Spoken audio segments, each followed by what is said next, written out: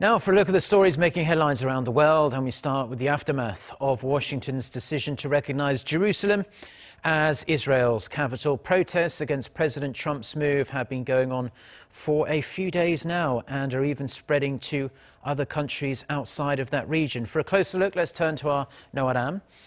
So Aram, just exactly how bad are things looking? Well, Mark, there have been 4 days of street protests in the Palestinian territories, but they have died down a little bit. But in Jerusalem, a security guard was in critical condition after a Palestinian man from the West Bank stabbed him at the city's central bus station. The alleged assailant is said to be in custody, and it is not known if the attack was motivated by Trump's announcement. In Beirut, meanwhile, scores of Lebanese and Palestinian demonstrators clashed with security forces outside the heavily guarded U.S. embassy.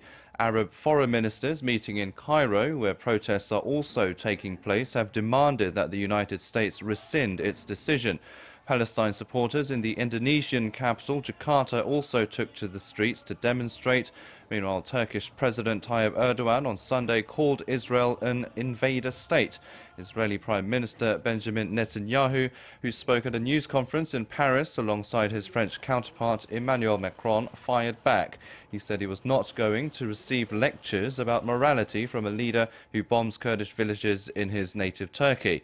Macron condemned the violence, meanwhile, against Israelis, but he also expressed disapproval of Trump's decision, calling it dangerous for peace. He urged Netanyahu to pursue confidence-building measures toward the Palestinians. Netanyahu, who has called Trump's decision historic, said Israel has maintained its capital in the city for 70 years and the Jewish connection to Jerusalem goes back 3,000 years.